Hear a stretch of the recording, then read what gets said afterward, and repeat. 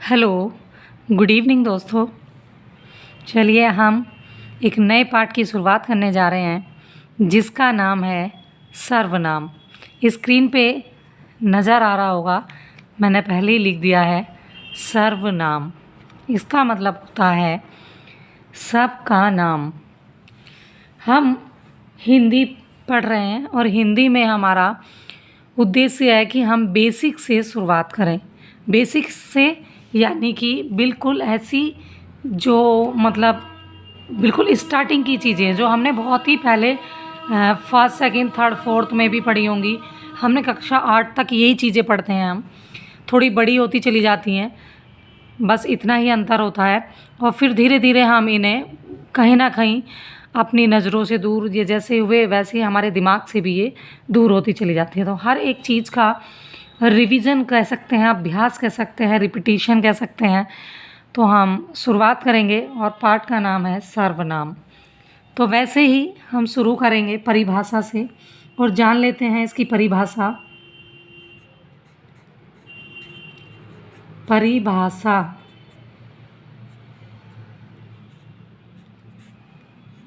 अब क्या है सर्वनाम की परिभाषा, इस पर बात करते हैं। और हम कह सकते हैं कि जिन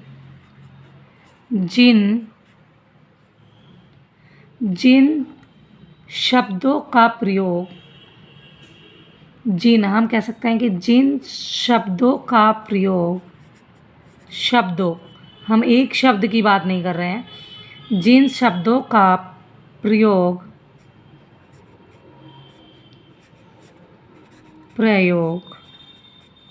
थोड़ा बड़ा बड़ा लिखने की कोशिश कर रही हूँ ताकि आपको स्पष्ट नज़र आए। प्रयोग संज्ञा के स्थान पर जिन शब्दों का प्रयोग, ध्यान दीजिएगा, जिन शब्दों का प्रयोग संज्ञा के स्थान पर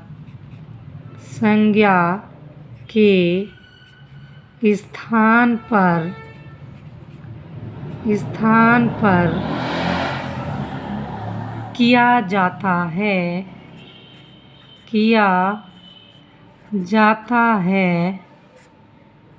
उन्हें हम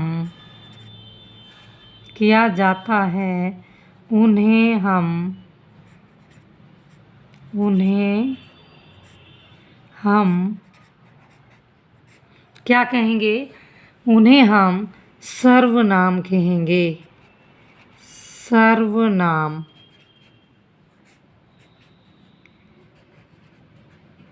कहते हैं या कहेंगे, बात एक ही है, कहते हैं। ये हमने जाना परिभाषा इसकी कि जिन शब्दों का प्रयोग संज्ञा के स्थान पर किया जाता है उन्हें हम सर्वनाम कहते हैं। वैसे यहाँ पर पूर्ण विराम मैंने लगा दिया है, लेकिन यहाँ पे अल्प विराम आना था क्योंकि हम एक ही वाक्य में बात कर रहे हैं कि प्रयोग संज्ञा के स्थान पर, जिन शब्दों का प्रयोग संज्ञा के स्थान पर किया जाता है, तो हम थोड़ा सा रुके हैं तो इसलिए इसे हम कट करेंगे और अल्प विराम को यहाँ पर महत्व देंगे। उन्हें हम सर्वनाम कहते हैं। इतनी बात हो गई है, ये थी हमारी परिभाषा। अब इसे हम थोड़ा सा समझ लेते हैं कि संज्ञा, जिन शब्दों का प्रयोग, और वो शब्द कौन से हैं। और संज्ञा हमने पढ़ी थी, किसी का भी नाम, स्थान या व्यक्ति, वस्तु या स्थान या प्राणी, किसी का भी जो नाम होगा उसी को हम क्या कहेंगे? संज्ञा कहेंगे। अब हम बात कर रहे हैं संज्ञा की नहीं कर रहे हैं, बल्कि संज्ञा के जगह, जो संज्ञा के जो स्थान है जहाँ पर संज्ञा आना था, वहाँ पर हम जब उसको किसी दूसरी चीज़ से, अगर मैं एग्ज़ाम्पल कहूँ, चीज़ से मतलब है कि मैंने कहा कि मोहन किताब, या मोहन की किताब, या किताब मेज के ऊपर है, तो हम बात किताब की कर रहे हैं। तो यहाँ पर किताब क्या है, यहाँ पर किताब संज्ञा हो जाएगी। लेकिन हम बार बार अगर किताब की बात कर रहे हैं तो वहाँ पर हम बार बार किताब नहीं कहेंगे। या अगर मैं एक कहानी बताऊँ कि एक मोहन के दादा हैं और वो मोहन की परिभाषा, मोहन के विषय में बात कर रहे हैं। वो कह रहे हैं कि मोहन सुबह जल्दी उठता है, मोहन सुबह दूध पीता है, मोहन सुबह विद्यालय जाता है, मोहन सुबह उठ के भगवान की पूजा करता है, मोहन बस से जाता है। अब वो बार बार मोहन का नाम ले रहा है। लेकिन अगर हम कहें कि वो बार बार मोहन की जगह अगर कहें कि मोहन एक अच्छा लड़का है, वह सुबह जल्दी उठता है, फिर वह विद्यालय जाता है, उसके बाद वह ये करता है। अब हम बार बार उसे उसकी बात कर रहे हैं। तो ये हम क्या बात कर रहे हैं, किसकी बात कर रहे हैं, सर्वनाम की बात कर रहे हैं। क्योंकि अब हमने बार बार मोहन का नाम नहीं लिया है, हमने अब मोहन की जगह हमने उसको वह या उसके इन दो शब्दों से हमने उसे संबोधित किया है। तो ये हमने एक छोटी सी कहानी, एक कविता के तौर पे, कविता नहीं कहेंगे, कहानी के तौर पे बताया, जिसका उद्देश्य यही था कि सर्वनाम को समझना। बात कर लेते हैं सर्वनाम के भेद। अब सर्वनाम के कितने भेद हैं? सर्वनाम के भेद,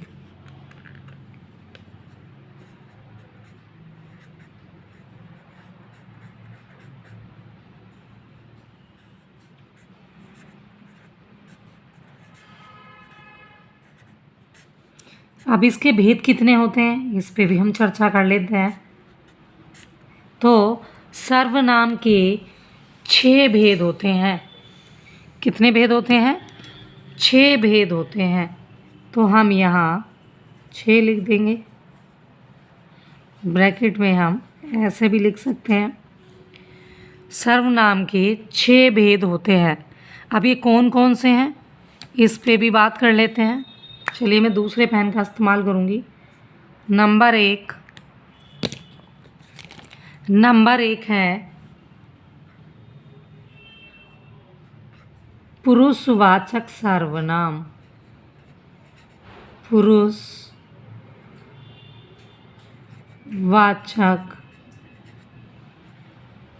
सर्वनाम। दूसरा है, ये पहला हो गया पुरुषवाचक सर्वनाम। दूसरा है संकेतवाचक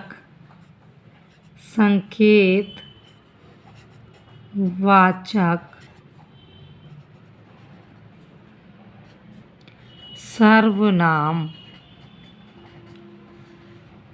तीसरा है अनिश्चयवाचक। इसके बारे में बाद में जानेंगे, पहले हम इनके भेद जान लेते हैं। अनिश्चयवाचक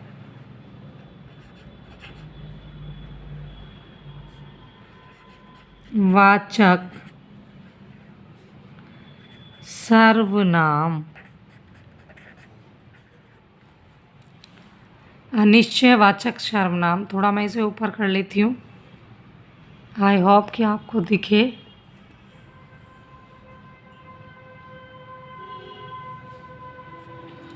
फिर है हमारा चौथा है हमारा 4 नंबर पे है, क्या है? प्रश्नवाचक। जब हम किसी से प्रश्न करेंगे, प्रश्नवाचक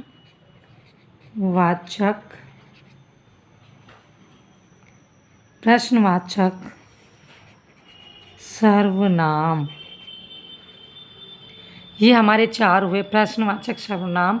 और 5 नंबर पे हम इधर लिख लेते हैं, ये है हमारा संबंधवाचक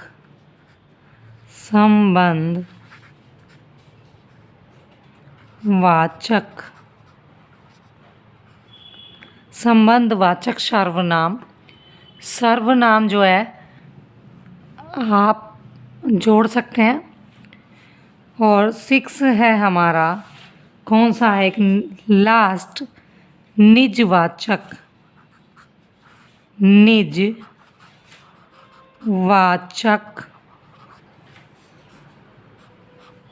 सर्वनाम। तो ये हमारे सर्वनाम के 6 भेद हैं।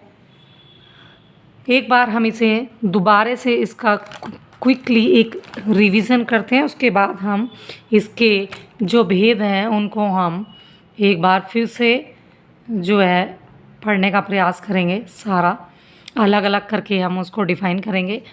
तो जान लेते हैं हम परिभाषा। हमने पढ़ा जिन शब्दों का प्रयोग संज्ञा के स्थान पर किया जाता है उन्हें हम सर्वनाम कहते हैं। फिर हमने पढ़ा सर्वनाम के 6 भेद होते हैं। पहला था पुरुषवाचक सर्वनाम, दूसरा संकेतवाचक सर्वनाम, तीसरा अनिश्चयवाचक सर्वनाम, चौथा है प्रश्नवाचक सर्वनाम और पांचवा था संबंधवाचक सर्वनाम और छठा था हमारा और अंतिम था निजवाचक सर्वनाम।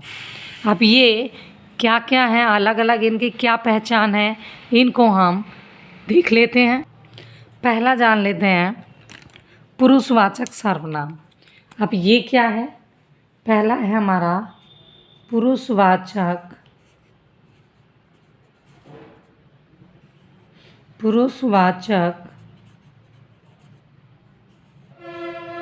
सर्वनाम।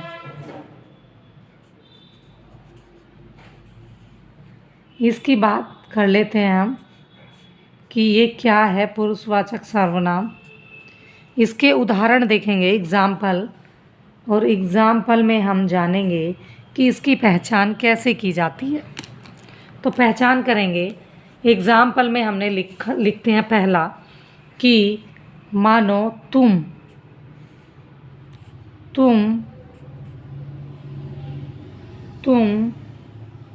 कहाँ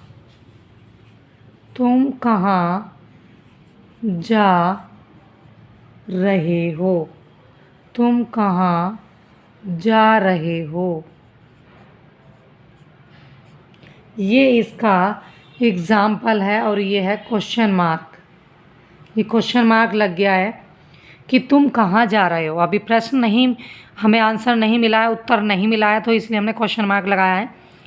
दूसरा देख लेते हैं, दूसरा क्या हो सकता है कि दूसरा है वह कल विद्यालय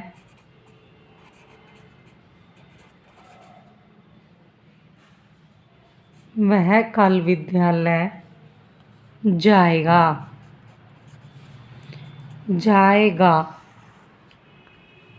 तो ये जो है हमारा क्या है, अब हमने जिन शब्दों का यूज़ किया, हमने यहाँ पर तुम का प्रयोग किया, यहाँ पर वह का प्रयोग किया। तो ये हमारे सर्वनाम, क्योंकि संज्ञा की बात हो रही थी, संज्ञा के स्थान पर हम इनका सर्वनाम का प्रयोग करेंगे। तो तुम कहाँ जा रहे हो, अब तुम जो है वो कोई लड़का भी हो सकता है। अब जा रहे हो तो कोई लड़का है, उसका कुछ नाम भी हो सकता है, लेकिन हमने उसे किससे इंडिकेट किया है? सर्वनाम से, तुम से संबोधित कर रहे हैं हम। वह कौन है? वह कल विद्यालय जाएगा, ये भी कोई लड़का है और उसके जाने की बात हो रही है। और भी हो सकते हैं, ऐसा नहीं है कि यही 2 एग्जाम्पल है, और भी हो सकते हैं, जैसे कि वह कल खाएगा, वह गाएगा, तुम जाओगे, इस तरह के सेंटेंस और हो सकते हैं। लेकिन हमने समझने के लिए हमने इन 2 वाक्यों का प्रयोग किया है।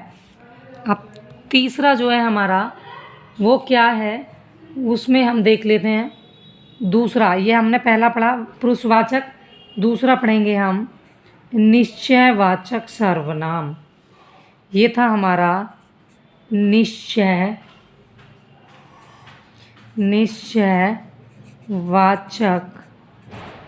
निश्चयवाचक सर्वनाम। तो हम ये इसकी बात कर लेते हैं। आप ये जो पुरुषवाचक था इसे हमने जान लिया, इसके हमने एग्जाम्पल देखे 2। अब इसे देख लेते हैं ये निश्चयवाचक क्या है। निश्चयवाचक में हम बात कर लेते हैं कि एग्जाम्पल, निश्चय का मतलब होता है कि ये बात निश्चित है कि अगर मैं कह रही हूँ कि ये मेरा पेन है, यानी कि ये जो है ये पूरी तरह से निश्चित है ये बात कि ये मेरा पेन है। अब मेरे हाथ में तो मेरा पेन है। अब मैं कहूँ कि यह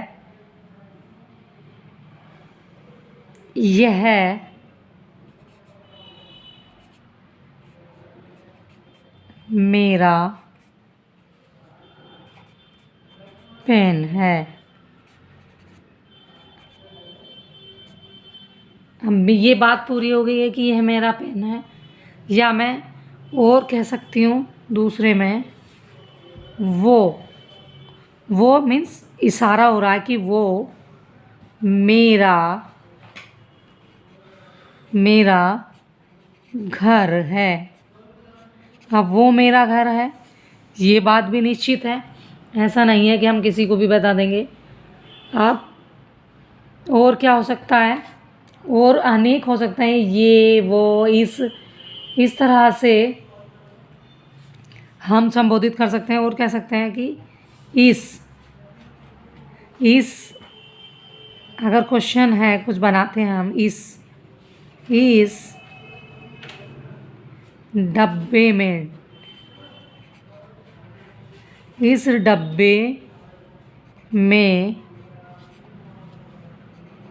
क्या है।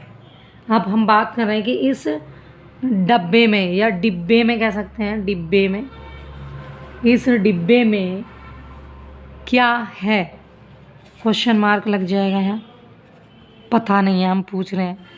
तो ये अब कुछ तो है, इतनी बात तो पता हो रही है। हमने बात करी निश्चयवाचक सर्वनाम।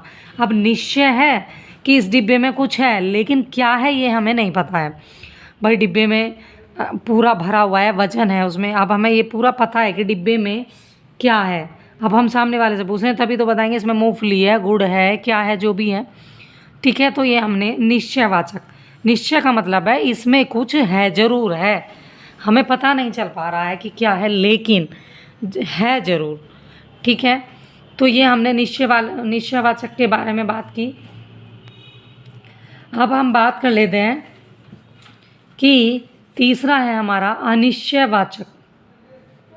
अब तीसरा क्या है हमारा, तीसरा है हमारा अनिश्चयवाचक। पहला हमने पढ़ा निश्चयवाचक, पुरुषवाचक, फिर हमने निश्चयवाचक, फिर अनिश्चयवाचक। अनिश्चयवाचक को देख लेते हैं। दूसरे पेन का इस्तेमाल करूँगी मैं। ये है, तीसरा है अनिश्चयवाचक। अनिश्चयवाचक सर्वनाम। अब इसमें हमने निश्चय पढ़ा कि भाई बात निश्चित है कि इसमें कुछ है, लेकिन अब हम बात कर रहे हैं अनिश्चयवाचक। अब ये तो होगा, पता होगा कि इसमें कुछ है, लेकिन ये नहीं पता कि सच में ही कुछ है। इसमें हम बता रहे थे कि इस डिब्बे में क्या है। अब हमें पता है कि उसमें डिब्बा है और डिब्बे में ज़रूर कुछ है, डिब्बे की ओर हमने संकेत कर रहे हैं। ठीक है, तो अब हम बात करेंगे अनिश्चयवाचक। अनिश्चयवाचक जिसकी कोई कुछ मतलब कहा ना जा सके, या कोई कुछ किसी इस तरह का कुछ है, या मतलब इस तरह के कुछ शब्द होंगे जिसमें हम सिर्फ अनुमान तो लगाएंगे लेकिन हमें पता नहीं होगा। ठीक है, तो हम चलिए इसके बारे में जानते हैं। अब इसके एग्जाम्पल जान लेते हैं कि ये क्या हो सकता है, देखते हैं। एग्जाम्पल जानेंगे अनिश्चयवाचक का, जैसे कि दरवाजे पर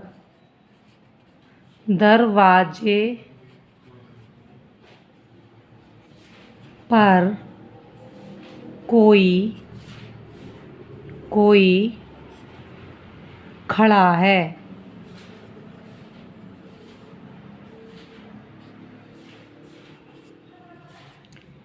अब देखिए दरवाजे पे कोई खड़ा है। अब ये बात है हमारी कि खड़ा तो है लेकिन कौन खड़ा है ये निश्चित नहीं हो रहा है कि दरवाजे पे कोई खड़ा है, लेकिन कौन खड़ा है इस बात की अभी जानकारी नहीं है। वो कब होगी वो तो बाद में होगी जब हम निश्चित करेंगे, अभी तो हम अनिश्चित की बात कर रहे हैं। दूसरा एग्जाम्पल देख लेते हैं।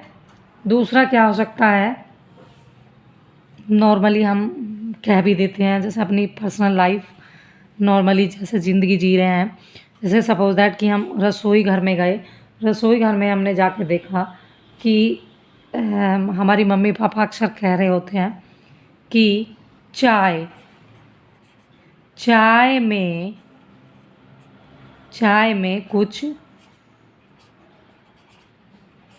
में कुछ गिर गया है।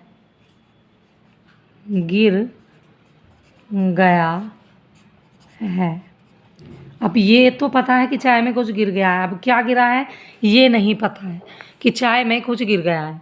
तो ये था हमारा क्या है, अनिश्चयवाचक सर्वनाम, जिसमें हमें पता नहीं होता लेकिन हम उसको जानने की कोशिश करते हैं। ठीक है, अब हम दूसरा पढ़ लेते हैं। ज़्यादा एग्ज़ाम्पल देखेंगे तो वीडियो बहुत ज़्यादा बड़ी हो जाएगी। हम दो एग्ज़ाम्पल ही समझेंगे सबके। हमारा सिर्फ मतलब ये है कि हमारी चीज़ें समझ में आनी चाहिए। 4th नंबर का था हमारा प्रश्नवाचक। 4th नंबर का हमने पढ़ा था प्रश्नवाचक। अब प्रश्नवाचक क्या है इसे भी जान लेते हैं। प्रश्नवाचक सर्वनाम। प्रश्नवाचक सर्वनाम में इसके भी हम एग्जाम्पल जानेंगे। 2 एग्जाम्पल देखेंगे इसके क्या क्या हैं। पहला हो सकता है प्रश्नवाचक में जिससे हम कोई प्रश्न पूछे। ठीक है, अब हम कह सकते हैं कि जिससे हमने प्रश्न पूछा और उसका जो हमें आंसर देगा वो या तो संज्ञा होगा या सर्वनाम होगा, तो यही हम कह सकते हैं। अब इसमें हम प्रश्न कैसे पूछेंगे, प्रश्न पूछेंगे कि जैसे यह पुस्तक, कोई भी ले लेते हैं हम, यह पुस्तक कहाँ, यह पुस्तक कहाँ छपी।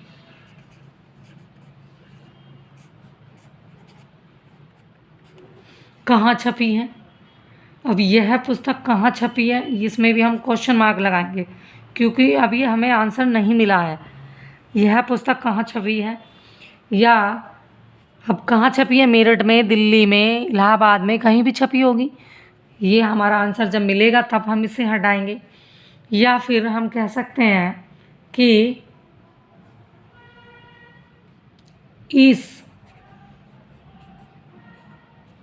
पुस्तक के